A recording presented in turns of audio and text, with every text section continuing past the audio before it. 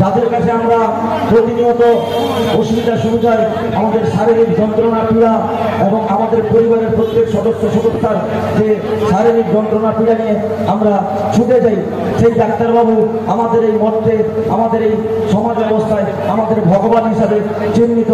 সেই ভগবানের উপর আজকে যে অত্যাচার হয়েছে আজ জীবনের ঘটনা, তার জন্য আমরা খুবই দুঃখিত এবং ব্যথিত। কিন্তু আমাদের এই দুঃখ বেদনা নিয়ে নিজেদের চুপ করে বসে থাকলে হবে না।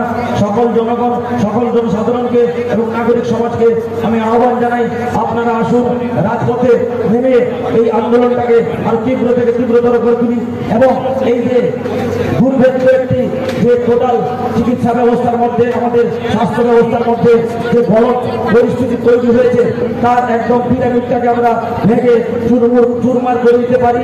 এবং সকল নাগরিককে আমি আবেদন জানাবো, আমাদের এই চিকিৎসক বন্ধুদের এই আন্দোলনে আরো যাতে শক্ত হয়, তাহলে ইনারা যাতে সুবিচার পান এবং কার্যকরের ঘটনার যাতে সুবিচার হয়, তার জন্য সকল নাগরিকের কাছে আমি আবেদন জানাবো, আপনারা আসুন এই রাজপথের আদালতে আপনাদের মূল্যবান বক্তব্য জ্ঞাপন করুন। ধন্যবাদ, নমস্কার।